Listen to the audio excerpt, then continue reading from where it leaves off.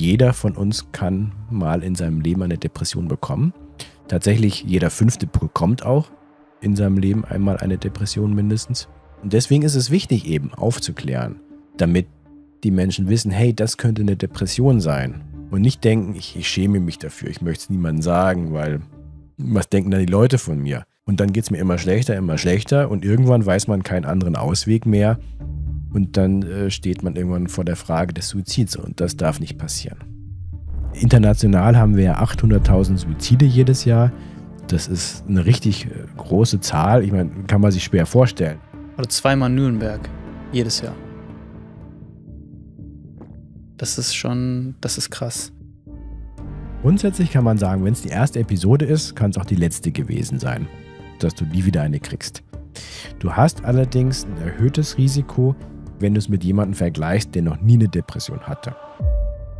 Mindseed mit Leon Heimann. Professor Dr. Andreas Menke ist Psychiater und beschäftigt sich seit Jahren mit einer der häufigsten und gleichzeitig meist unterschätzten Erkrankungen überhaupt, der Depression. Was viele nicht verstehen, eine Depression kommt selten plötzlich. Sie beginnt oft leise, so leise, dass du sie selbst nicht bemerkst. Und genau das macht sie so gefährlich, denn während man noch denkt, mir geht's halt gerade nicht so gut, kann sich im Hintergrund längst etwas entwickeln, das im schlimmsten Fall lebensbedrohlich wird. Ich wollte mit Andreas sprechen, weil dieses Thema so viele betrifft und gleichzeitig so missverstanden wird.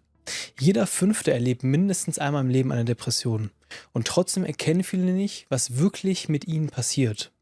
In dieser Folge sprechen wir darüber, woran du eine Depression früh erkennst, was wirklich im Körper und im Gehirn passiert und warum es eben nicht reicht, sich einfach zusammenzureißen. Du bekommst ein klares Verständnis dafür, was hilft, was auch falsch verstanden wird und wie man rechtzeitig gegensteuern kann. Und wenn dich Gespräche über persönliche Entwicklung und mentale Gesundheit interessieren, dann abonniere den Kanal doch gerne einmal kostenlos auf YouTube oder Spotify. Damit unterstützt du den Kanal und sorgst dafür, dass wir weiterhin solche Gespräche führen können. Und jetzt wünsche ich dir spannende Erkenntnisse bei dieser Folge Mindseed Podcast, deinem Ort für mentale Gesundheit und persönliche Entwicklung. Andreas, du sagst, dass die Suizidrate in den letzten Jahren kontinuierlich gesunken ist, aber dann in letzter Zeit wieder um 10% gestiegen ist. Woran liegt das? Das ist eine große und schwierige Frage. Viele Experten, die sich mit Suiziden beschäftigen, haben sich dem gewidmet. Man kann es nicht so richtig sagen. Vielleicht liegt es zum Teil an der Corona-Pandemie, zum Teil an den Folgen der ganzen Maßnahmen, aber auch des Immungeschehens mit der direkten Viruseinwirkung. Aber man muss natürlich auch sagen, dass die ganzen Krisen deutlich zugenommen haben. Also wir haben Krieg, wir haben Klima, wir haben politische Unsicherheiten, wir haben eine zumindest gefühlte Zunahme von Aggressivität. Und das ist alles nicht ganz so leicht auszuhalten. Aber tatsächlich ist das ein großes Thema. Wir hatten etwa 30, 40 Jahre einen kontinuierlichen Rückgang der Suizide in Deutschland, was wirklich gut ist. Und als ich mich jetzt zuletzt mit meinem Buch beschäftigt hatte und da auch nochmal die Suizidrate recherchiert hatte, da hatte ich dann auch gesehen, dass es um 10% gestiegen ist. Das war 22. Aber auch leider die letzten Jahre ist es weiter gestiegen. 23 und 2024 ist es nochmal gestiegen. Wir sind jetzt wieder deutlich über 10.000 und wir waren schon einige Jahre unter 10.000 pro Jahr.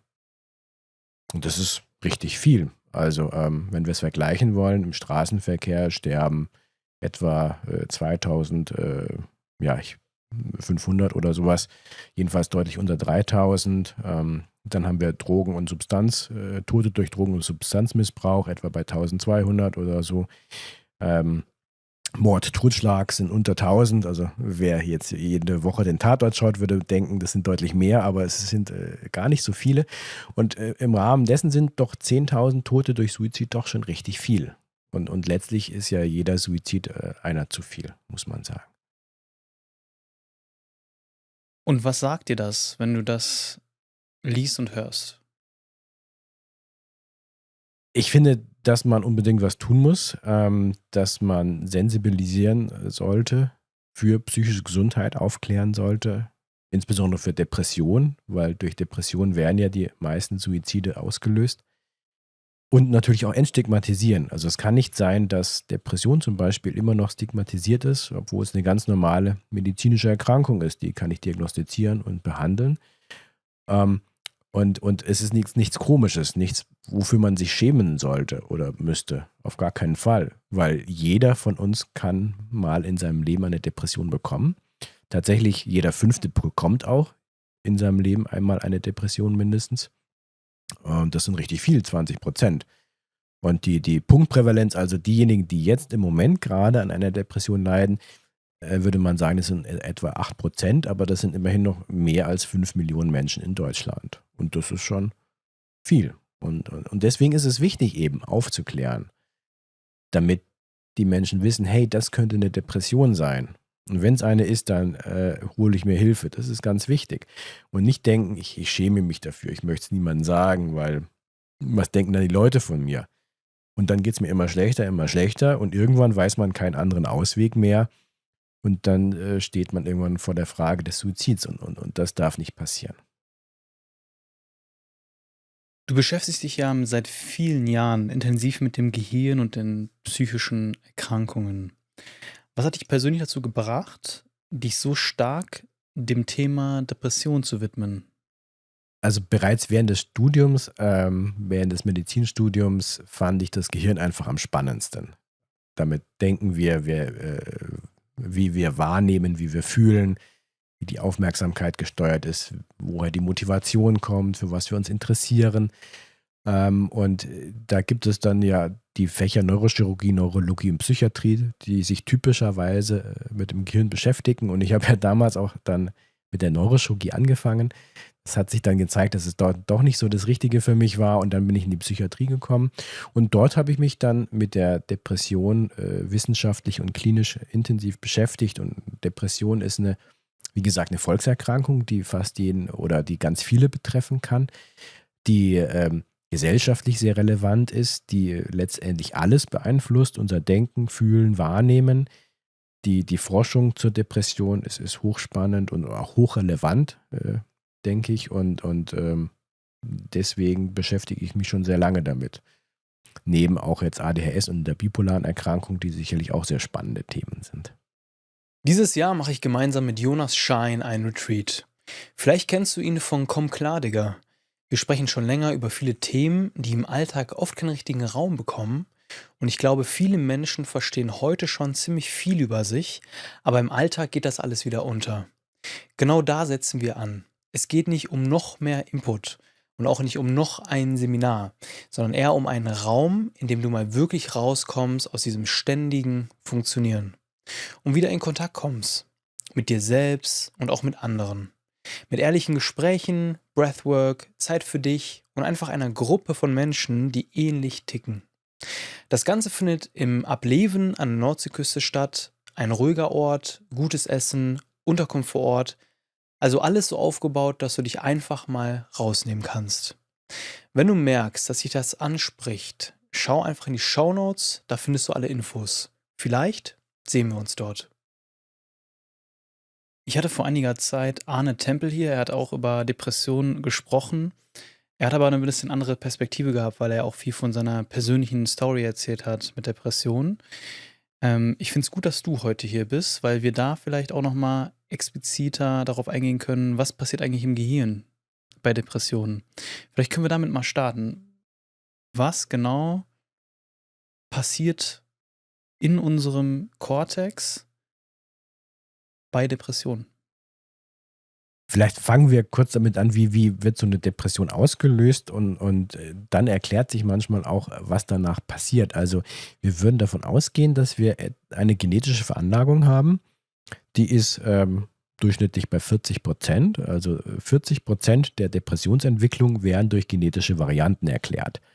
Und das ist jetzt nicht ein Depressionsgen, das heißt, wenn ich das habe, dann werde ich depressiv, wenn ich es nicht habe, habe ich Glück gehabt, sondern das sind ganz viele unterschiedliche Varianten, die alle für sich genommen ganz kleinen Einfluss haben auf die Entwicklung, aber so im Ganzen dann so mosaikartig dann das Depressionsrisiko bestimmen. Es gibt natürlich Menschen, die haben deutlich weniger, vielleicht nur 20% und die brauchen dann viel mehr andere Faktoren und es gibt welche, die halt deutlich mehr genetische Anteile haben. Also das ist das eine und das andere ist dann die Umwelt natürlich. Und Umwelt bedeutet chronisch toxischer Stress. Also 40% Genetik, 60% Umwelt und bei der Umwelt ist es dann der chronisch toxische Stress. Das ist im weitesten Sinne dann zum Beispiel Arbeit oder Partnerschaft. Also bei Arbeit denke ich, also wenn wir an Stress denken, denken viele gleich an Arbeit, aber das ist natürlich auch nicht so einfach, sondern Arbeit ist ja auch sehr wichtig für uns. Arbeit gibt uns eine sinnvolle Betätigung. Wir arbeiten vielleicht mit netten Kolleginnen und Kollegen zusammen und wir haben eine Aufgabe, eine sinnvolle. Das ist sicherlich sehr gut. Was schwierig ist, das haben auch viele Studien gezeigt, wenn wir sehr viel arbeiten müssen, aber keinen Einfluss darauf haben. Also wenn wir so getrieben sind wie in einem Hamsterrad. Und das ist sicherlich schlecht, wenn wir nur reagieren müssen, nur getrieben sind, keinen Einfluss haben, aber richtig viel leisten müssen, dann ist es eher schlecht. Chronische Partnerschaftskonflikte sind natürlich sehr belastend oder auch soziale Isolation ist auch sehr belastend und das sind so ganz klassische chronische Stressfaktoren. Und wenn jetzt diese chronischen Stressfaktoren zusammenkommen, also immer mehr werden und auf diese genetische Veranlagung treffen, dann kann es passieren, dass ich irgendwann so meine eigene Verwundbarkeit erreiche. Das ist wie so ein Point of No Return. Wenn ich den geknackt habe, dann lösen sich Stresserkrankungen aus, wie jetzt klassischerweise die Depression. Und dann passiert es, dass der Hirnstoffwechsel sich auch ändert und die Depression quasi sich entwickelt. Was passiert dann? Also ein Modell der klassischen Depressionsentstehung sind ja die Monoamintransmitter, also die neuronalen Botenstoffe Serotonin, Noradrenalin und Dopamin, die zu wenig zur Verfügung stehen, die nicht in der Balance sind. Dieses Modell ist auch immer wieder kritisiert worden, wird kontrovers diskutiert tatsächlich, weil manche sagen, da gibt es zu wenig Beweise dafür, andere sagen, naja, das ist doch schon ganz robust. Man muss auch sagen, unsere Medikamente wirken auch auf diesen Haushalt ein. Letztendlich gibt es gute Befunde, die dafür sprechen, aber es gibt auch noch andere Modelle, die noch robuster belegt sind, dass sie beeinflusst sind durch die Depression. Und zwar sind das nämlich die Stresssysteme. Das eine ist das Stresshormonsystem. Wir alle haben Stress und wir alle müssen mit Stress umgehen. Das ist ganz normal, ganz wichtig. Wenn wir Stress haben, dann wird Cortisol ausgeschüttet. Das war schon früher so, wenn wir vom Säbelzahntiger weggelaufen sind, gab es eine Cortisolausschüttung. Wenn wir es geschafft haben, wegzulaufen dann, und uns erholt haben, ist das Cortisol wieder runtergegangen. Wenn wir es nicht geschafft haben, wegzulaufen, dann war es vorbei. Aber gut, also das ist wichtig und dass sich das System wieder neu reguliert, das heißt, das Cortisol wieder sinkt. Das sind so die negativen Feedback-Mechanismen, die funktionieren müssen. Und bei der Depression funktioniert dieses negative Feedback nicht mehr. Das heißt, ich habe die ganze Zeit zu hohes Cortisol im Körper. Also das ist das eine Stresssystem. Das zweite ist das Immunsystem. Das Immunsystem ist die ganze Zeit leicht hochgefahren, leicht aktiviert. Das heißt, du hast zu viel Immunzellen auch im Blut. Und das dritte ist das adrenerge Nervensystem. Das ist das Adrenalin und Noradrenalin, das ja zum Beispiel auch die Herzfrequenz hochfährt, Blutdruck hochfährt und so weiter. Das heißt, diese drei Systeme sind aktiviert. Und jetzt kannst du dir vorstellen, wenn du zu viel Cortisol im Blut die ganze Zeit hast, zu viel Immunzellen und zu viel Adrenalin und Noradrenalin rumschwimmt, dann ist es auf lange Zeit, über Monate und vielleicht sogar Jahre, sicherlich nicht gesund für den restlichen Körper. Und das ist eine ganz wichtige Botschaft eigentlich, dass die Depression nicht nur aufs Hirn beschränkt ist, sondern den ganzen Körper betrifft. Also es ist sozusagen eine systemische Erkrankung, die dann dazu führt, dass körperliche Erkrankungen sich neu entwickeln oder bestehende körperliche Erkrankungen sich weiter verschlechtern. Sprich zum Beispiel Diabetes mellitus oder Herzerkrankungen. Du hast ja gesagt, es gibt so wesentliche Faktoren wie zum Beispiel Arbeit und Partnerschaft, die dann auch, wenn das in Kombination kommt mit dieser genetischen Disposition, dann dazu führen, dass man eventuell eine Depression bekommt. Jetzt hast du gerade den Aspekt von Cortisol und anderen Hormonen genannt. Warum war es dir so wichtig zu sagen, ein wichtiger Aspekt ist die Arbeit, wenn man arbeiten muss? Also, das hast du ja so hervorgehoben. Warum hast du das gemacht? Weil ich stelle mir das jetzt gerade so vor, du hast ja gesagt, okay, Cortisol ist dann konstant erhöht. Ist das nicht auch konstant erhöht, wenn ich meiner Arbeit nachgehe und das einfach gerne mache? Also ich habe jetzt zum Beispiel nicht das Gefühl, dass ich jetzt hier sitzen muss, sondern ich mache das, weil ich hier gerne mit dir sitze und mich mit dir unterhalte. Und trotzdem ist ja wahrscheinlich mein Cortisol, wenn ich viel arbeite, dann trotzdem viel erhöht, oder? Also, das ist ein ganz wichtiger Aspekt. Also, es kommt nicht unbedingt darauf an, dass wir arbeiten müssen. Ich meine, die meisten von uns müssen arbeiten, sondern es ist wichtig, dass wir natürlich gerne arbeiten, das gerne machen und da gibt es wirklich schöne Studien, also die halt zeigen, wenn ich, wenn ich die Möglichkeiten habe, die ich brauche für meine Arbeit und das auch selbst zumindest in einem vernünftigen Maße beeinflussen kann, was ich wie wann tue, dann ist es überhaupt nicht schädlich. Dann ist es zumindest nicht chronisch toxisch. Es kann natürlich auch irgendwann sein, dass wenn ich, auch selbst wenn ich was ganz sehr gerne mache und die ganze Zeit sehr begeistert bin und es dann doch irgendwann zu viel wird, dann kann es natürlich auch sein, dass man irgendwann leer läuft, das ist klar. Aber grundsätzlich sollte man auf jeden Fall was finden, was einem Spaß macht und was einem Sinn gibt. Und das ist auch Ja. wichtig. Also bei der Arbeit ist es ganz wichtig zu differenzieren. Aber Arbeit kann sehr positiv sein für die psychische Gesundheit oder auch sich chronisch toxisch auswirken. Aber im umgekehrten Schluss, Arbeitslosigkeit, das ist immer schlecht. Also wenn du keine Arbeit hast, das ist sehr schlecht für deine psychische Gesundheit. Inwiefern, wenn wir jetzt nochmal das Beispiel nehmen, also jemand, der viel arbeitet, ja, und aber arbeiten muss, ist die eine Person. Die andere Person ist eine Person, die viel arbeitet, aber gerne arbeitet. Inwiefern sieht dann diese Balance im Körper unterschiedlich aus? Ich nehme an, dass sie dann unterschiedlich aussieht, oder?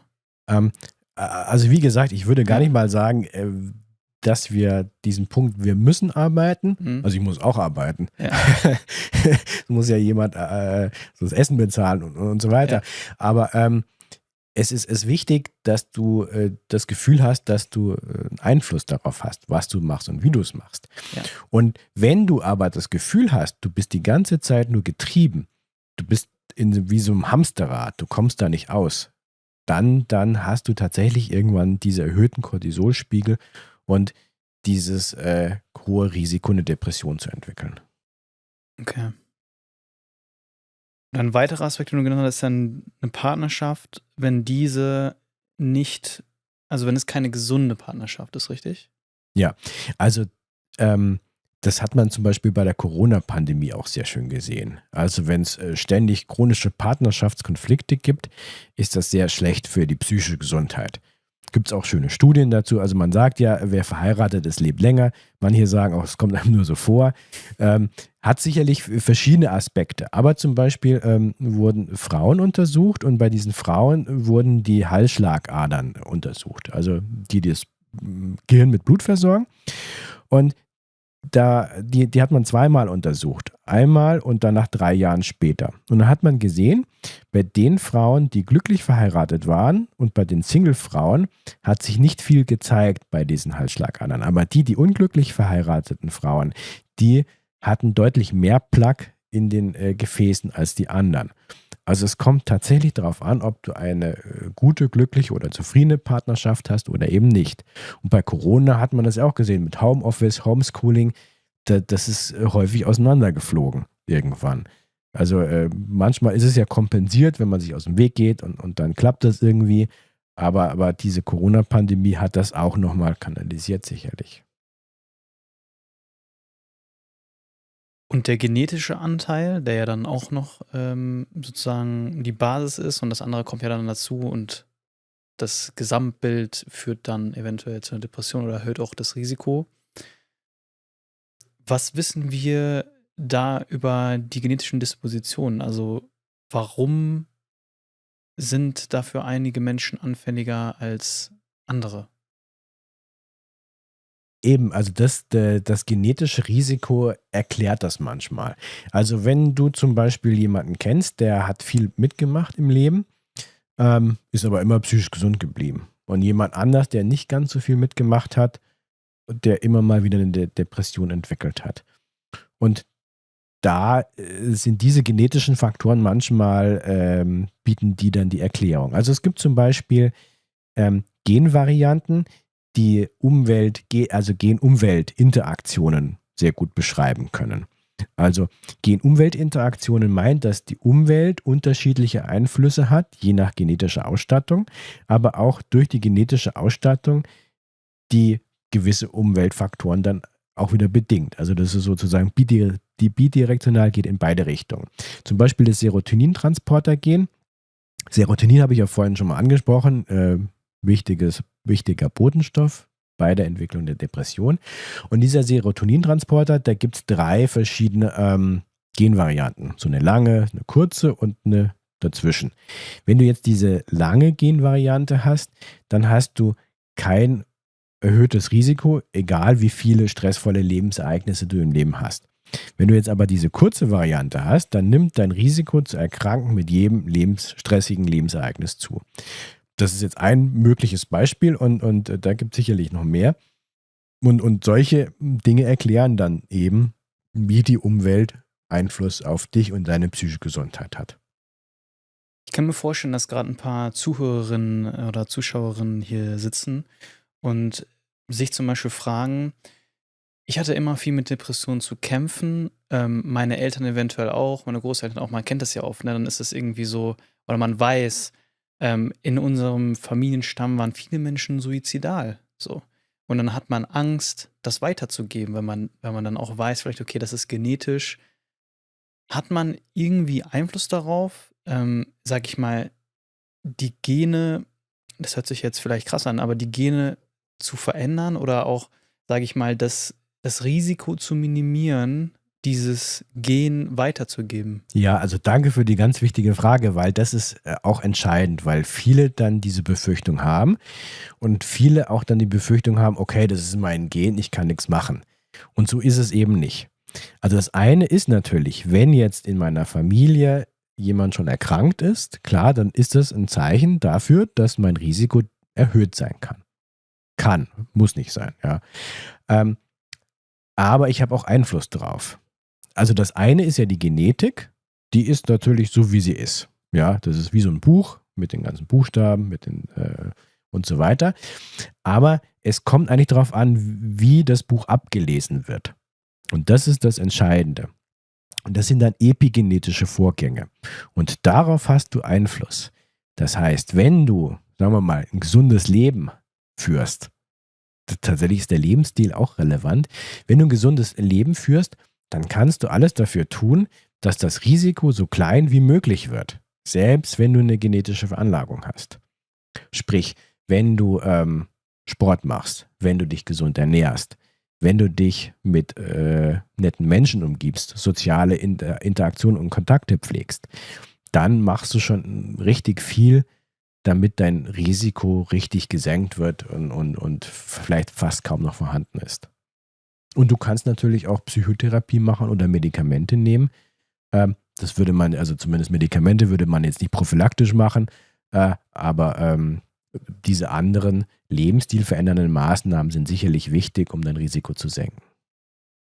Ist es dann nicht auch so, dass so wie ich meinen Lebensstil oder mein Leben gestalte, das dann auch Einfluss auf die nächste Generation oder die nächste Generation hat? Und auch wenn wir das jetzt mal so gesellschaftlich betrachten, also nehmen wir mal an, wir würden jetzt alle jeden Tag unsere Arme, unseren Bizeps trainieren, die ganze Zeit und das über Generationen, dann würde sich ja unser Körper so entwickeln, dass wir irgendwann alle schon mit größeren Bizepsen ausgestattet sind. Mhm. So. Wenn man das jetzt mal von dieser Annahme mal ausgeht, so auf das Thema Depression. Und du hast ja zum Beispiel am Anfang gesagt, aktuell also es geht die suizidale Rate wieder hoch. Das heißt, irgendwas stimmt vielleicht auch an unserem Lebensstil nicht. Es gibt Faktoren wie Verunsicherung unter anderem durch die Corona-Pandemie, Krieg und so weiter. Das heißt, unser Lebensstil aktuell begünstigt sogar eher Depressionen, begünstigt eher Suizidalität.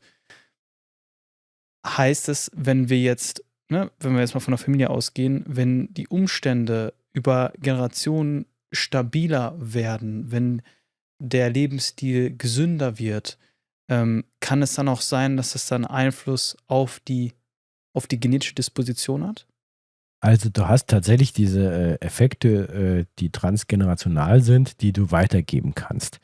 Da gibt es auch schöne Studien dazu, auch von Hungersnöten, wo Mütter dann Hungersnöten ausgesetzt waren und die Nachkommen zum Beispiel, da konnte man dann auch sogenannte epigenetische Veränderungen dann auch sehen.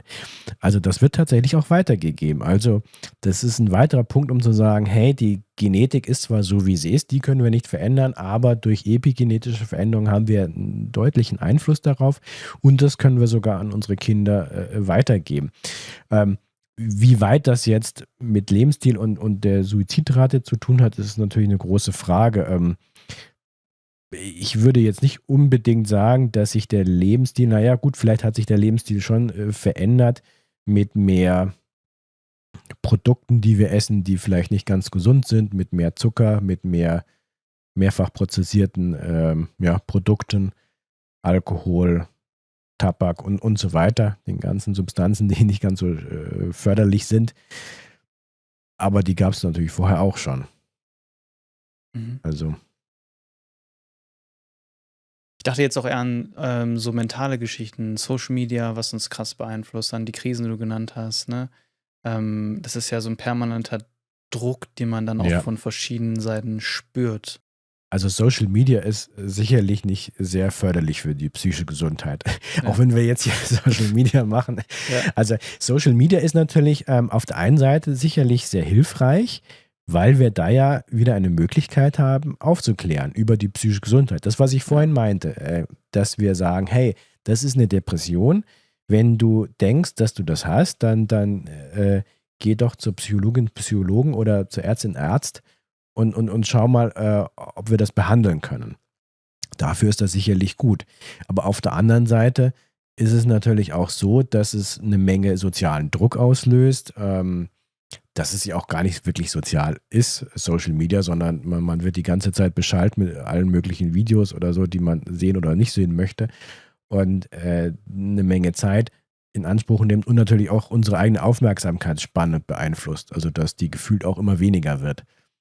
Und gerade bei Kindern und Jugendlichen ist es natürlich nochmal relevanter als jetzt bei Erwachsenen, wobei es auch Erwachsene betrifft, aber bei Kindern und Jugendlichen, die damit aufwachsen, ist das, glaube ich, nochmal deutlich gefährlicher. Denkst du hast ja am Anfang gesagt, jeder Fünfte ist in seinem Leben von Depression betroffen. Hast du eine Einschätzung, wie viele Menschen sind sich denn dann bewusst, dass sie Depression hatten? Also denkst du, die meisten Menschen wissen dann, dass sie eine Depression haben oder wissen die das überhaupt nicht? Also es wissen sicherlich nicht alle. Es gibt schon Untersuchungen, die zeigen, dass es viele eben nicht wissen. Und dann dies wissen, die wissen dann nicht unbedingt, wie sie sich behandeln lassen können. Und die dann wissen, okay, ich kann mich so und so behandeln lassen, die kriegen oder haben große Schwierigkeiten, einen Platz zu finden, um sich behandeln zu lassen. Also da gibt es sicherlich, also von dieser ganzen Kette von Anfang an Schwierigkeiten. Und deswegen ist es wichtig, dass an all diesen Punkten noch weiter gearbeitet wird. Sprich, angefangen mit der Aufklärung. Also bis hin zur WHO. Die WHO hat ja auch gesagt, psychische Gesundheit, da muss viel mehr Aufklärung gemacht werden. International haben wir ja 800.000 Suizide jedes Jahr. Das ist eine richtig große Zahl. Ich meine, kann man sich schwer vorstellen. Also meine Klinik, der Medical Park Chiemsee-Blick, wir sind ja direkt am Ufer des Chiemsees. Die Landkreise Rosenheim und Traunstein sind da daneben. Dann gibt es noch Landkreis Altötting, Mühldorf und Berchtesgadener Land. Und diese 5 Landkreise, die um uns herum sind, die haben ungefähr 800.000 Einwohner. Das heißt, diese 5 Landkreise sterben jedes Jahr weltweit aus durch Suizid. Also so stelle ich mir das immer vor. Und das ist schon richtig Ja. viel. Und es zeigt einfach, hey, Aufklärung ist wichtig. Oder zweimal Nürnberg jedes Jahr. Oder so, ja. Mhm. Das ist schon, Ja. das ist krass. Okay, und vielleicht für die Menschen, die sich gerade fragen, Ich bin mir gar nicht sicher, ob ich vielleicht habe ich eine Depression. Woran erkenne ich das denn? Also, wir haben 3 Hauptsymptome. Das ist die niedergedrückte Stimmung, kann aber auch eine Gefühllosigkeit sein, Antriebslosigkeit, Interessenlosigkeit, Motivationslosigkeit. Und das sollte mindestens 2 Wochen vorhanden sein und so belastend und einschränkend, dass es mich wirklich beeinträchtigt im Alltag, im Beruf, im Privaten. Und dann gibt es natürlich eine Menge mehr Symptome. Meistens fängt es an mit Konzentrationsstörungen, Merkfähigkeitsstörungen. Ich kann mir die Dinge nicht mehr so richtig merken. Ich mache mehr Fehler. Ich habe Probleme mit dem Einschlafen, mit dem Durchschlafen.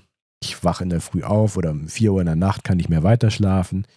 Ich habe Gedankenschleifen, Gedankenkarussell, grüble viel. Die ganzen Gedanken gehen immer so im Kreis und es ist total unfruchtbar. Also, ich meine, manchmal hat man Probleme, dann denkt man drüber nach, wie löse ich das? Aber das sind so Gedankenschleifen, die bringen einen überhaupt nicht weiter.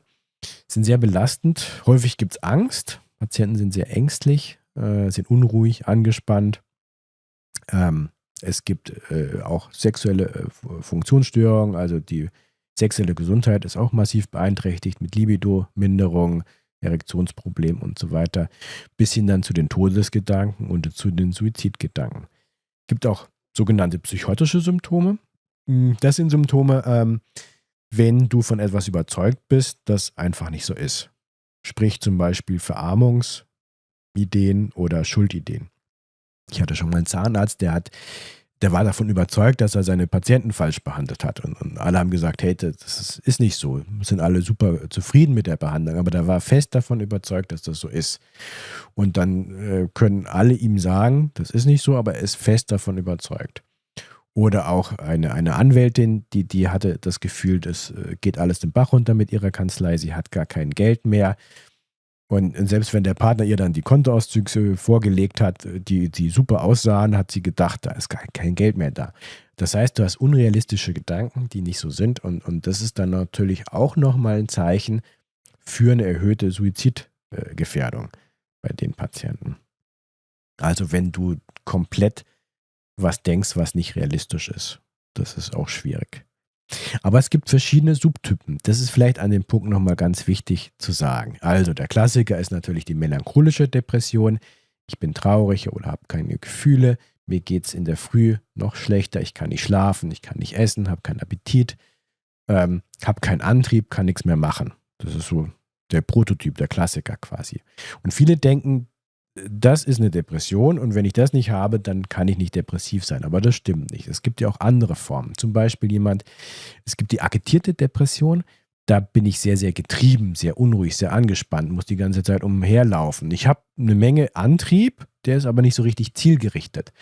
Und Patienten leiden sehr drunter und diejenigen, die sind häufig eben nicht überzeugt, dass sie eine Depression haben, sondern denken, irgendwie ist irgendwas anders, aber ich weiß nicht was. Oder jemand, der eine atypische Depression hat. Das sind dann diejenigen, die zu viel schlafen, die zu viel essen. Und da fragt man sich dann auch, was ist mit mir los? Irgendwas hat sich verändert, ich kriege nichts mehr auf die Reihe. Was ist da los? Oder die somatisierte Depression. Das sind dann die Patientinnen oder Patienten, bei denen die körperlichen Symptome im Vordergrund stehen. Also sprich, dass du Kopfschmerzen hast. Also die ganze Zeit chronische Spannungskopfschmerzen zum Beispiel, gehst zu einem Neurologen, kriegst auch einen Kernspin, ist alles in Ordnung. Du brauchst eine ganze Weile, bis du auf die Idee kommst, hey, das ist vielleicht doch was Psychisches. Oder Magenschmerzen, auch sehr klassisch. Denn dann gehst du auch zum Arzt und wirst durch die ganze diagnostische Maschinerie durchgedreht. Was natürlich wichtig ist, man muss natürlich auch alles ausschließen, das ist klar. Dann hast du deine Gastroskopie, aber dann zeigt sich auch nichts oder chronische Rückenschmerzen, die Lumbago im Lendenbereich. Dann gehst du ins Kernspinnen und dann sieht man halt vielleicht altersentsprechende degenerative Erscheinungen, aber nichts, was den Schmerz erklärt. Und irgendwann kommt man nach 1-2 Jahren dann dahin zu sagen, da sind dann doch vielleicht psychische Probleme, die im Vordergrund stehen könnten, die dann auf die Depression hinweisen. Also es ist sehr vielschichtig, eine Depression. Ich hatte vor kurzem Dr. Michael Bohne hier im Podcast und wir haben über Sucht gesprochen und ich fand den Aspekt besonders interessant, dass er hervorgehoben hat, dass ja bei jeder Erkrankung es immer verschiedene Perspektiven gibt. Also Perspektive des Betroffenen, Perspektive des Arztes, Perspektive des Freundes oder der Familie, dann vielleicht Perspektive von einem Außenstehenden, aber nicht Bekannten.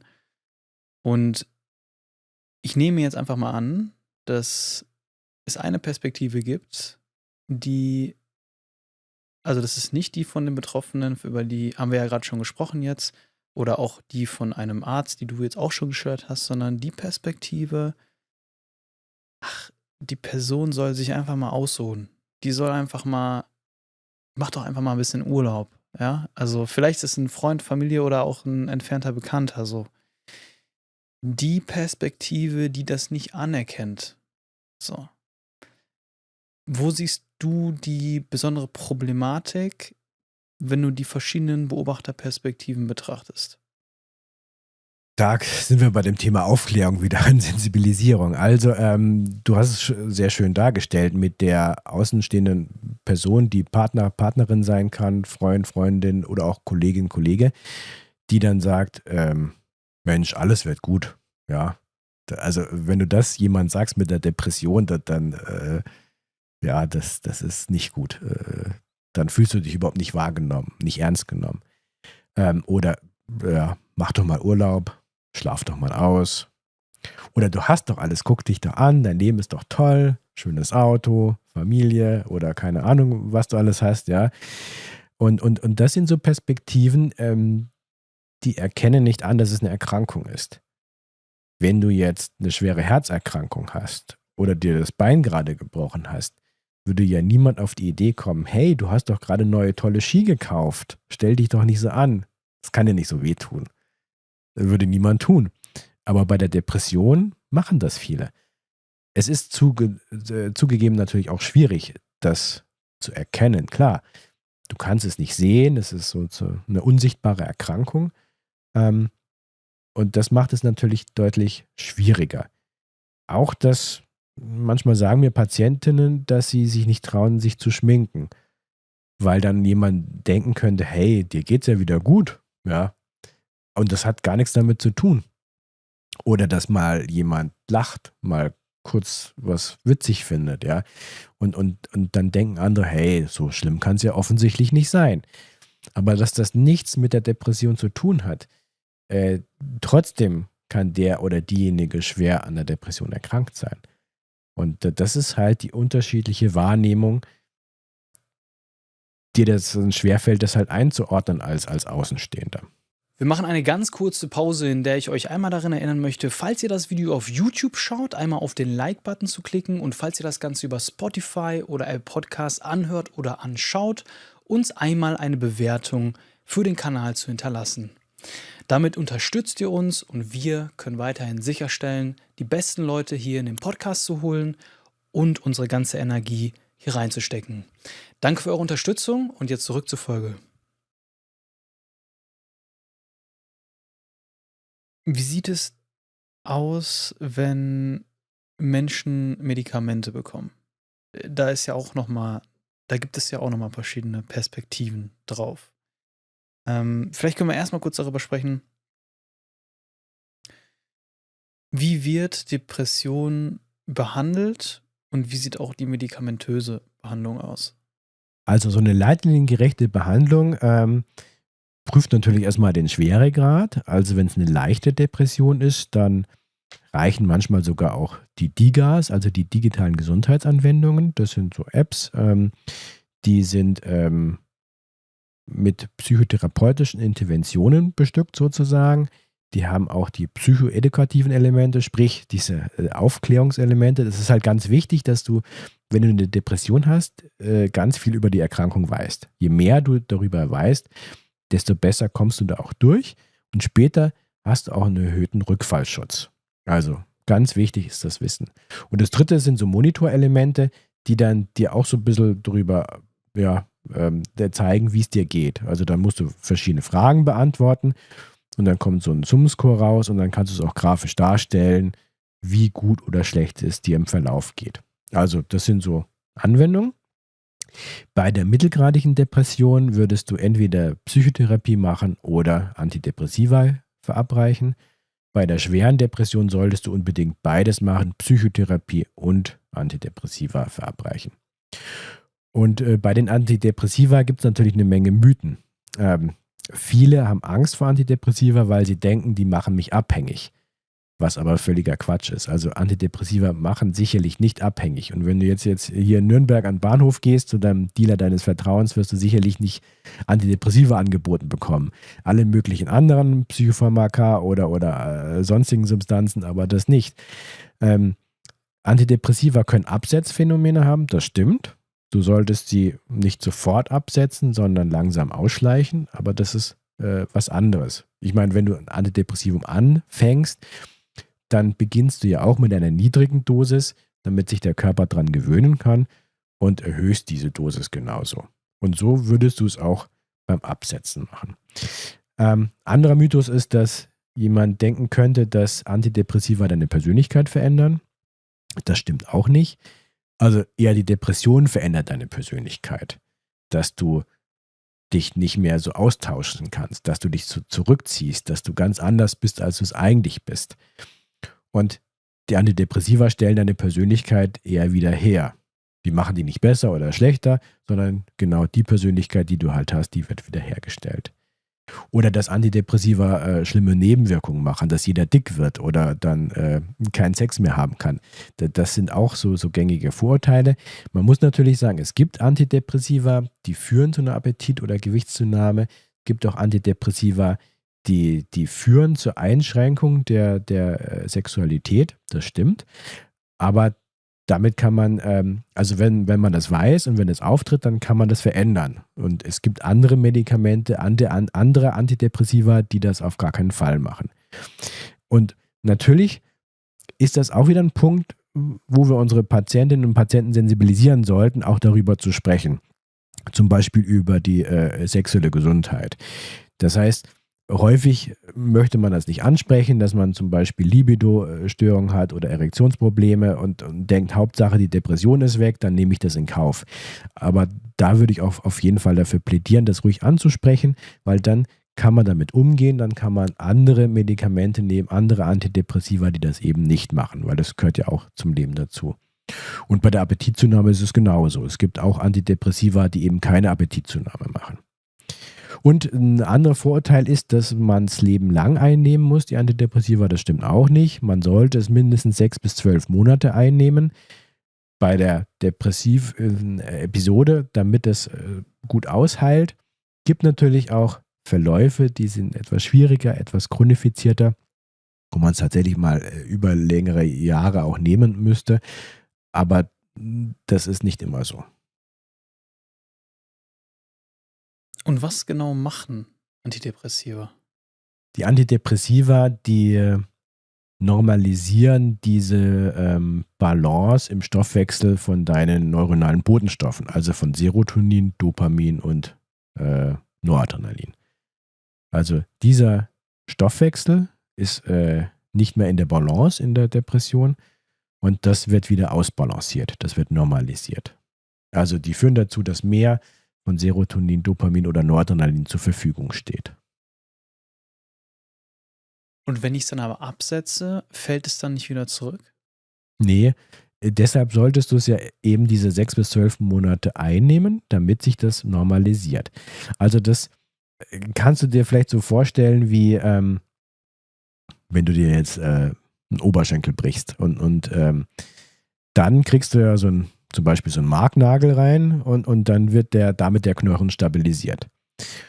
Und dann sollte der zum Beispiel bei jüngeren Menschen 1 Jahr drin bleiben und dann kannst du ihn wieder rausnehmen. Und in dieser Zeit hat der Knochen die Chance, ordentlich wieder zu verknöchern und ordentlich diese Stabilität wieder zu bekommen. Und nach diesem Jahr braucht er diesen Nagel nicht mehr. Und so ist es auch mit den Medikamenten. Also ich vergleiche es ganz gerne mit wenn du eine Brücke baust. Dann hast du also ein Holzgestell, dann hast du die Stahlträger, dann kippst du den Beton rein und dann wartest du so lange, bis der Beton ausgehärtet ist. Und wenn der ausgehärtet ist, dann nimmst du das Holzgestell weg und dann kannst du wieder drüber fahren und nichts passiert. Wenn du aber nicht lange genug wartest und der Beton nicht ausgehärtet ist und du das Holz wegnimmst, dann kracht die Brücke wieder ein. Und so ungefähr ist es auch mit unseren Medikamenten. Und wie hoch ist die Erfolgsrate? Also wenn man das jetzt, wenn man jetzt ein Medikament bekommt, man nimmt das 6 bis 12 Monate, so wie einem das empfohlen wurde, bei wie vielen Menschen bleibt es danach konstant gut? Es kommt darauf an, ob es die erste Episode ist oder ob du schon 2, 3 Episoden hattest. Also grundsätzlich kann man sagen, wenn es die erste Episode ist, kann es auch die letzte gewesen sein, dass du nie wieder eine kriegst. Du hast allerdings ein erhöhtes Risiko, wenn du es mit jemandem vergleichst, der noch nie eine Depression hatte. Ungefähr 50%. Wenn du jetzt aber schon 2, 3 Episoden hattest, dann hast du tatsächlich ein relativ hohes Risiko, wieder zu erkranken. Das ist bei etwa 80%. Also das heißt, bei 2, 3 Episoden müsstest du dir schon überlegen, hey, was tue ich, damit ich nicht nochmal depressiv werde? Sprich, wie ändere ich meinen Lebensstil? Mache ich Psychotherapie? Nehme ich längere Zeit Medikamente? Und diese Option hast du dann. Das heißt aber, wenn jetzt jemand das zum ersten Mal nimmt, dann ist die Erfolgschance fast 100%? Naja, also du hast auf jeden Fall eine sehr gute Erfolgschance. Es kann natürlich auch sein, dass es Schwierigkeiten gibt und du ein zweites Medikament brauchst oder Psychotherapie nochmal intensivieren musst. Aber du hast auf jeden Fall eine sehr, sehr gute Prognose. Was ich jetzt nicht ganz verstanden habe, also du hast es ja so erklärt, am Anfang ist es eine genetische Disposition und dann kommen da verschiedene Lifestyle, also Lebensstil, Sachen rein, wie zum Beispiel Partnerschaft, Arbeit und so weiter und so fort. Okay, dann rutsche ich in eine Depression. Dann nehme ich dieses Medikament 6 bis 12 Monate und dann ist es stabil. Aber dann wird es ja, ist meine Hypothese, nur stabil sein, wenn ich auch gleichzeitig meinen Lebensstil ändere, oder? Weil sonst rutsche ich da doch wieder ab. Also das ist natürlich ein wichtiger Punkt. Es kommt halt darauf an, welche Faktoren, also welche Umweltfaktoren dich dann letztendlich in die Depression getrieben haben.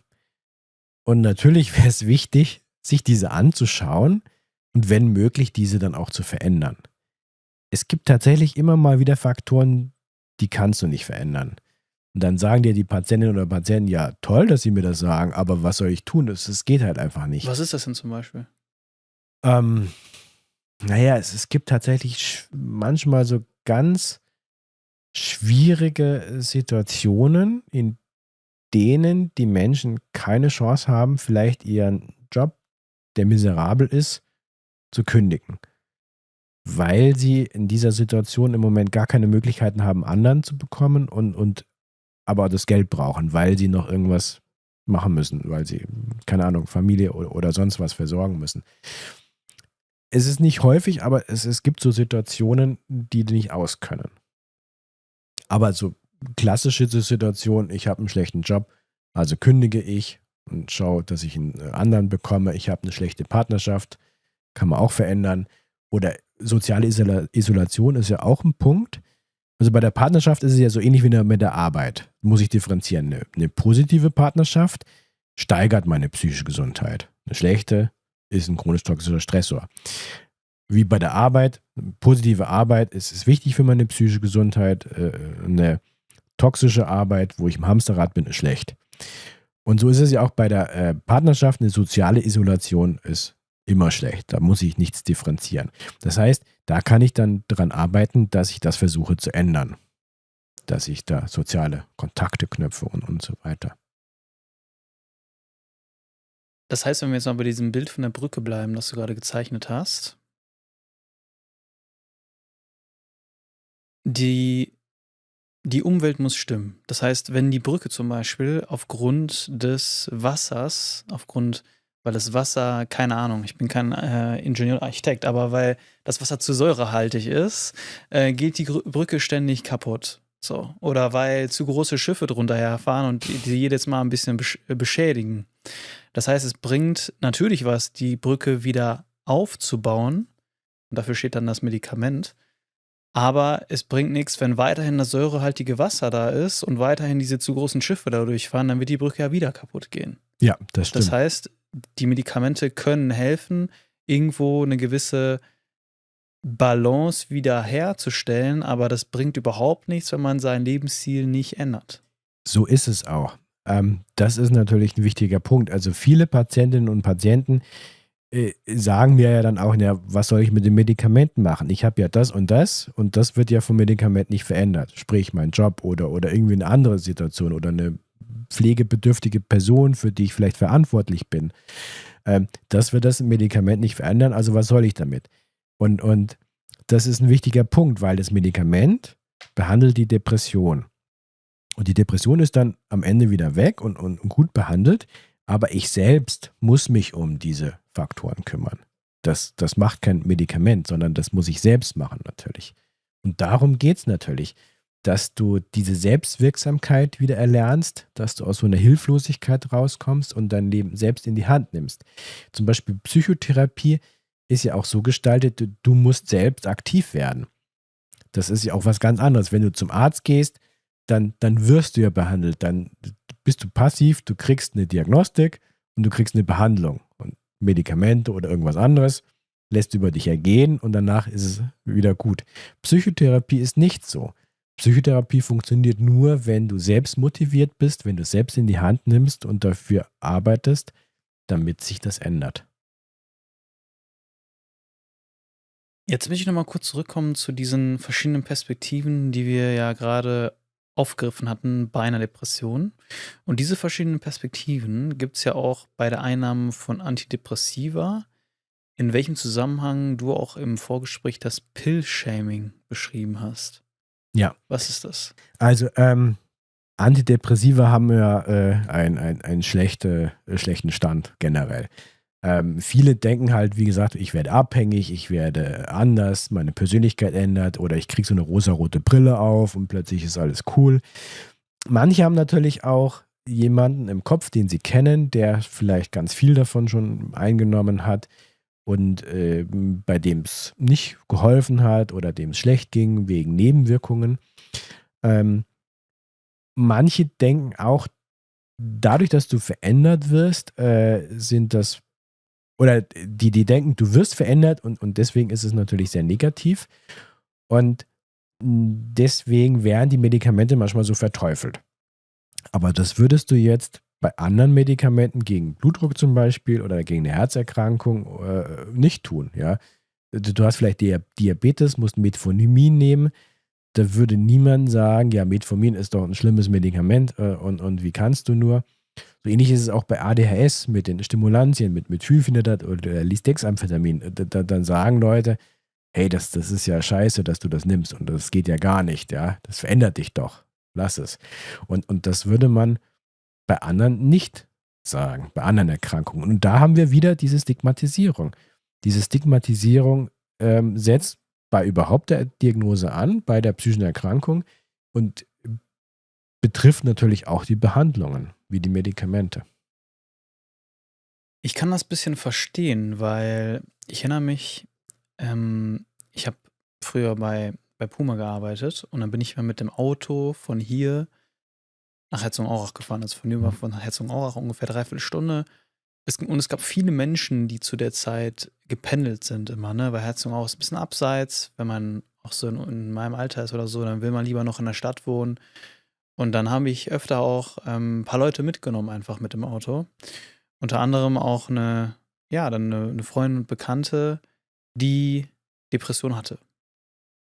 Und ich habe das krass gemerkt, ob sie ob sie Antidepressiva genommen hat oder nicht. Weil wenn sie es nicht genommen hat, dann war sie vor allen Dingen morgens, hat sie gar nichts gesagt. Also sie hat gar nicht gesprochen, so. Sie war einfach sehr, sehr ruhig. Und wenn sie was genommen hatte, dann hat sie nonstop gesprochen. Also die ganze Fahrt. Und super, super laut und ich dachte so, oh, gib mir mal morgens eine Chance durchzuschnaufen, so, ne? Also das war wirklich so ein extremer Unterschied, dass ich verstehen kann, dass einige Leute das mitbekommen und sagen, Das verändert dich aber. Also, ich kenne jetzt deine Freundin nicht oder deine Ja. Kollegin nicht. Also, ganz klar würde man sagen, die Antidepressiva stellen deine eigene Persönlichkeit wieder her. Jetzt gibt Menschen, die sind halt ein bisschen aufgeweckter, reden mehr. Es gibt Patienten oder Menschen, die sind eher zurückgezogener. Ja? Und je nachdem, wie du eigentlich bist, so wirst du wieder durch die erfolgreiche Behandlung. Das heißt, wenn du jetzt jemand bist, der extrovertiert ist, der gerne redet, der gesellig ist und der dann aber plötzlich nichts mehr sagt, der nicht mehr auf die Leute zugeht, dann hat sich ja deine Persönlichkeit durch die Depression verändert. Und wenn du dann die Antidepressiva nimmst und sie wirken, die wirken ja auch nicht sofort. Also ein Antidepressivum wirkt ja nicht, wenn du es morgens einnimmst, dann wirkt es und wenn du es nicht nimmst, dann wirkt es nicht, sondern du musst es ja über längere Zeit nehmen, damit sich auch der Spiegel aufbaut. Und dann, wenn du dann wieder viel sagst und mit den Leuten kommunizierst und gesellig bist, auf die zugehst, dann hast du deine alte Persönlichkeit ja wieder. Also darum geht's. Wenn du so einen akuten Effekt meinst, dann sind es vielleicht auch andere Psychopharmaka, wie zum Beispiel die Benzodiazepine, also die Beruhigungsmittel. Die wirken sofort. Und tatsächlich ist das ein Punkt, der vielleicht noch wichtig ist. Viele haben Angst vor einem Antidepressivum, weil sie denken, abhängig werde ich dadurch und die Persönlichkeit wird verändert. Oder ich sehe alles durch eine rosarote Brille. Alles ist Quatsch. Und dann gehen sie zum Arzt und dann kriegen sie vielleicht ein Beruhigungsmittel verschrieben. Und es wirkt natürlich sofort und gleich geht es mir besser. Aber wenn ich das Beruhigungsmittel über längere Zeit nehme, dann habe ich genau die Effekte, die ich nicht haben möchte. Dann verändert sich meine Persönlichkeit. Dann werde ich tatsächlich auch abhängig. Und ich habe auch so eine rosarote Brille. Wenn ich ein Beruhigungsmittel nehme, dann ist alles cool und ja. Und das ist halt wirklich schwierig. Aber werden Beruhigungsmittel auch bei Depressionen eingesetzt? Werden auch eingesetzt als Kombinationsbehandlung, wenn ich zum Beispiel sehr schwer depressiv bin, das Antidepressivum noch nicht wirkt, du brauchst ja 4 bis 6 Wochen, bis das richtig gut wirkt und ich vielleicht sogar Suizidgedanken habe, dann sind Beruhigungsmittel tatsächlich wichtig, um diese Zeit zu überstehen, bis das Antidepressivum wirkt. Aber diese werden dann nur durch unterärztlicher Kontrolle verabreicht und eingesetzt. Und was machen diese Betäubungsmittel mit einem? Also, ich meine, sie betäuben einen, aber wie kann man sich das vorstellen? Also, was passiert da im Gehirn? Also, das ist so ähnlich wie mit Alkohol. Die wirken ein bisschen so ähnlich wie Alkohol. Die beruhigen dich, die nehmen die Angst, die geben dir so ein bisschen besseres Gefühl, dass alles okay ist. Die nehmen auch so den Stress weg. Die führen auch erstmal dazu, dass Cortisol weniger wird und so weiter. Also die sind kurzfristig sehr gut wirksam. Die machen dich auch vielleicht ein bisschen müde, verändern deine Reaktionszeit. Und all diese Sachen, die sind wichtig, wenn es dir sehr schlecht geht, wenn die Depression so schlimm ist, dass du denkst, okay, jetzt springe ich irgendwo runter oder jetzt nehme ich mir einen Strick oder sonst was. Aber dann sollten die auch nur während dieser Zeit eingesetzt werden. Weil je länger ich diese Substanzen einnehme, desto höher ist dann das Risiko für eine Abhängigkeit oder für eine Toleranzentwicklung. Toleranzentwicklung meint, dass du immer mehr nehmen musst von dem Gleichen, um die gleiche Wirksamkeit zu haben. Und warum können dann Betäubungsmittel abhängig machen, aber Antidepressiva nicht? Was ist der Unterschied? Das ist die Wirksamkeit. Also du hast bei einem Beruhigungsmittel ja eine sofortige Wirksamkeit. Beim Antidepressivum baust du erstmal den Spiegel auf, bis es irgendwann wirkt. Du hast nicht diesen sofortigen Effekt.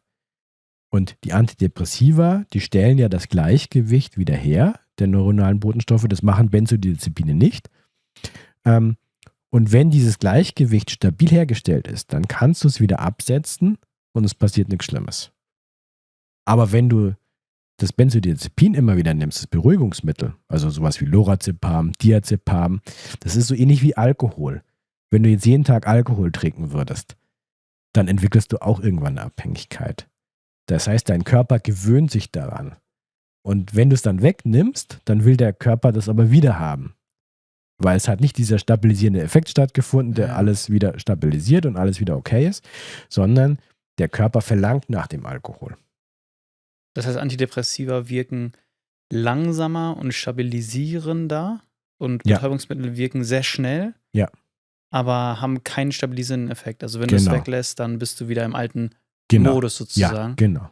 Und ist es so, dass sie dich so insgesamt einfach stumpfer machen? Ja, Kann ich mir das so, auch. also Genau. von allen Gefühlsspektren? Ja, genau. Die machen dich stumpfer. Das ist, genau, so ist es. Es ist vielleicht, du kannst es vielleicht auch so vergleichen. Die Benzodiazepine, die Beruhigungsmittel wie Lorazepam, Diazepam, die wirken symptomatisch. So ähnlich, wenn du jetzt Kopfschmerzen hast, weil du einen Hirntumor hast. Dann nimmst du Ibuprofen, Kopfschmerz ist erstmal weg, aber die eigentliche Ursache, der Hirntumor, der ist ja noch da. Und so ist es mit so einem Benzo auch. Wenn du die Depression hast, dann nimmst du das Benzo und dann wird die Depression so ein bisschen nach hinten gerückt, ist aber noch da. Wenn du das Antidepressivum nimmst, dann geht es tatsächlich ursächlich an die Bekämpfung der Depression. In letzter Zeit hört man ja auch öfter von Behandlungen durch Psychedelika, zum Beispiel MDMA. Ja. Was ist deine Stellungnahme dazu? Also Psychedelika sind hochspannend. Also die Forschungsergebnisse sind wirklich herausragend. Zum Beispiel Psilocybin bei der Behandlung von Depression oder MDMA bei der Behandlung von posttraumatischen Belastungsstörungen. Also Psychedelika können so ein bisschen diese manchmal verkrusteten Strukturen wieder aufbrechen und ermöglichen das neue Lernen wieder. Fast so wie in der Kindheit, dass du in der Lage bist, neue Dinge zu lernen. Und das ist schon eine sehr, sehr spannende Möglichkeit. Die wirken, wie gesagt, anders als unsere gängigen Antidepressiva. In den Studien, zum Beispiel von Johns Hopkins University aus den USA, konnte gezeigt werden, dass mit einer einmaligen Gabe von Psilocybin die meisten depressiven Patienten, die untersucht wurden, dann ein Jahr symptomfrei waren. Und das ist natürlich schon, ja, eine tolle Sache. Das ist noch nicht auf dem Markt, ist noch nicht zugelassen. In den USA hat es aber den Breakthrough-Status bekommen von der FDA. Das heißt, es ist in einem beschleunigten Zulassungsverfahren. In Deutschland gibt es auch große Studien, zum Beispiel von der Charité oder Zentralinstitut für psychische Gesundheit in Mannheim. Da erwarten wir bald auch noch ganz spannende Ergebnisse. Also die ersten Ergebnisse waren sehr, sehr vielversprechend. Mittlerweile gibt es auch größere Studien, die das so ein bisschen verwässert haben, aber ich glaube, es sind sehr, sehr spannende Medikamente und insbesondere kann man das sehr gut mit der Psychotherapie kombinieren. Das heißt, auf der einen Seite hast du die Möglichkeit, wieder neue Lernerfahrungen zuzulassen. Also manche haben das auch mal verglichen mit so einem Berg, der mit Schnee bedeckt ist und dann fahren die Skifahrer runter und dann hast du halt irgendwann diese ausgefahrenen Skiwege, also im Schnee. Und das Psychedelikum, das schafft es dann, dass wieder quasi neuer Schnee da ist und alles wieder neu, frisch ist und du eben in der Lage bist, neue Wege zu fahren. Und das ist spannend und wenn du das halt eben mit der Psychotherapie kombinierst, dann hast du wirklich eine Möglichkeit, da nochmal neue Lernerfahrungen zu machen und neue Dinge in andere Bahnen zu lenken. Das würde ich gerne nochmal besser verstehen. Also wie genau wirkt, du hast das Psilocybin und MDMA genannt, wie wirken die, dass man dann in der Lage ist, neue Lernerfahrungen zu machen? Naja, die verändern tatsächlich die Weitergabe im Hirn der Botenstoffe. Die wirken halluzinogen, die wirken über einen bestimmten Serotonintransporter, Rezeptor, dem 5-HT2A und lösen dadurch Kreisläufe aus und aktivieren Pathways, die dann auch neurotroph sind. Das heißt, es führt dazu auch, dass neue, die Konnektivität sich verbessert der Nervenzellen, also die Zusammenarbeit, die Signalwege sich neu entwickeln können und auch verstärkt entwickeln können. Und dadurch hast du dann diese Möglichkeit dieser neuen Lernerfahrung. Das Ganze ist natürlich auch mit Nebenwirkungen natürlich behaftet.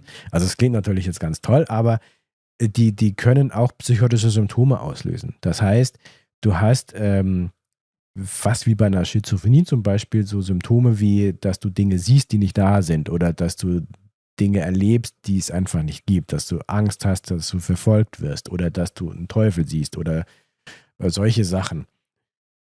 Das kann sehr belastend sein, deshalb, wenn man das verabreicht, dann ist das in so einem geschützten Umfeld, zum Beispiel mit Psychologinnen und Psychologen dabei.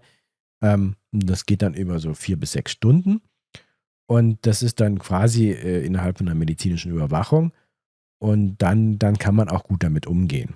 Aber deswegen würde ich jetzt nicht dazu raten, weil es wird ja auch jetzt schon angeboten im Ausland mit irgendwelchen Partys oder Retreats oder sonst was. Das würde ich jetzt nicht empfehlen. Ich denke, es lohnt sich, auf den Zulassungsstatus zu warten und das in einem vernünftigen medizinischen Umfeld zu machen. Und das ist ja dann Psilocybin, das so die Wahrnehmung verändert, die Rezeptoren da neu verknüpft und dann neue Lernerfahrungen ermöglicht. Wie ist es bei MDMA? Genauso. Auch Ja. genauso. Ja. Es wirkt ähnlich. Ja. Okay. Und ist es in Deutschland, also kann man damit schon behandelt werden oder ist es noch nicht Im möglich? Rahmen von Studien war das möglich. Im ja. Rahmen von Studien? Okay. Und in den USA ist es Auch im Rahmen von auch Studien. okay. Ja. Ich habe letztes Jahr einmal Psilocybin genommen, aber das war dann privat. Und ich habe tatsächlich diese Erfahrung einmal gemacht und ich habe gesehen, also ich habe einfach gemerkt, dass meine Wahrnehmung sich komplett verändert hat. Also dass man die Strukturen, die man jetzt so wahrnimmt, zum Beispiel hier im Raum, zum Beispiel hier die Box, die hier vor uns steht, die sieht rechteckig aus oder das Blatt sieht oval aus. Auf einmal nimmst du die anders wahr. Also, ja, das trifft es eigentlich sehr gut, was du gesagt hast. Das Gehirn wird wie so ein bisschen neu verschaltet in dem Moment. Ja. Aber im Anschluss spürt man auch also habe ich auch wie so ein bisschen wie so ein Down verspürt für den Rest des Tages. Danach war wieder alles normal. Ich würde es jetzt niemandem hier empfehlen, ja, das zu nehmen, aber ich kann nur sagen, ich habe die Selbsterfahrung einmal gemacht und es kann neue Perspektiven aufzeigen, ohne dass ich dafür jetzt eine Empfehlung aussprechen möchte. Ja, deswegen würde Ja. ich auch sagen, man sollte es auf jeden Fall im medizinischen Ja. Umfeld machen. Das ist derzeit jetzt nicht möglich, bis auf Studien. Aber wenn es dann zugelassen wird, dann wird es auch ganz normal möglich sein, im Rahmen von der medizinischen Behandlung zu haben. Ja. Um das jetzt nochmal alles so zusammenzufassen, was hilft aus deiner Sicht wirklich? Welche Behandlungswege gibt es und was braucht es gesellschaftlich, damit Depression als Krankheit anerkannt und entstigmatisiert wird? Also was ich mir wünschen würde, dass es wirklich anerkannt wird wie eine ganz normale Erkrankung. Also wie eine Herzerkrankung, wie eine Magenerkrankung, wie eine Darmerkrankung oder wenn ich mir einen Haxen breche, dass es nichts Besonderes ist, wenn ich eine Depression habe, sondern das ist eine Erkrankung, die kann ich diagnostizieren und behandeln und auch dann ist es auch wieder gut. Dass sich niemand schämen soll dafür, dass niemand komisch angeguckt wird deswegen, dass niemand für nicht vollgenommen wird oder belächelt wird, sondern dass es halt ganz normal ist. Jeder kann es auch kriegen. Also tatsächlich kriegt es ja auch wirklich ganz viele. Also jung, alt, reich, arm. Wirklich jeder kann es kriegen. Und dass das einfach in der Gesellschaft so gesehen und akzeptiert wird. Und die Behandlungswege, die wichtig sind, sind einfach die Psychotherapie und die Medikamente. Die kann man sehr gut kombinieren. Und dann würde ich das einfach schweregradabhängig machen. Andreas, am Ende des Podcasts folgen wir der Tradition und wir stellen immer dieselbe Frage. Stell dir vor, du könntest jetzt anonym eine SMS mit einem Satz rausschicken, die die meisten lesen würden. Welcher Satz wäre das? Ja, kümmert euch um eure psychische Gesundheit.